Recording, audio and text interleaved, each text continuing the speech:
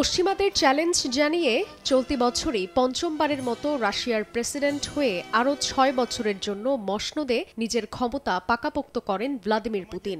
২ বছরের বেশি সময় ধরে ইউক্রেন যুদ্ধে জড়িয়েও রুশ রাজনীতিতে নিজের আধিপত্য ধরে রেখেছেন। সম্প্রতি ন্যাটোভুক্ত কোনো দেশ ইউক্রেনে সেনা মোতায়েন করলে ইউরোপের সঙ্গে সরাসরি যুদ্ধের হুঁশিয়ারি দেন পুতিন।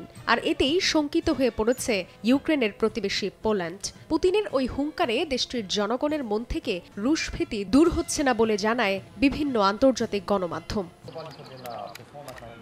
এ অবস্থায় রাশিয়ার ভয়ে সামরিক প্রশিক্ষণ নেওয়া শুরু করেছেন পোল্যান্ডের সাধারণ মানুষ। প্রতিবেশী দেশটি নিরাপত্তাজনিত কারণেই শিখছেন রণক্ষেত্র থেকে নিজেকে বাঁচানোর কৌশল। দেশটির প্রতিরক্ষা মন্ত্রণালয়ের উদ্যোগে বেসামরিকদের দেয়া হচ্ছে বিশেষ প্রশিক্ষণ।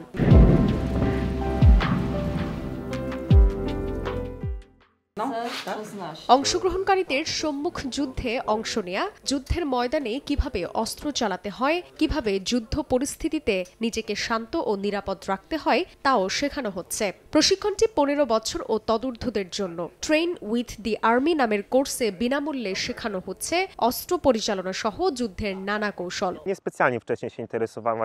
আমি আগে সামরিক বাহিনীতে আগ্রহী ছিলাম না, কিন্তু ভূরাজনৈতিক পরিস্থিতি, বিশেষ করে রাশিয়া ইউক্রেন যুদ্ধের পর উদ্বেগ থেকেই প্রশিক্ষণে সক্রিয় হয়েছি।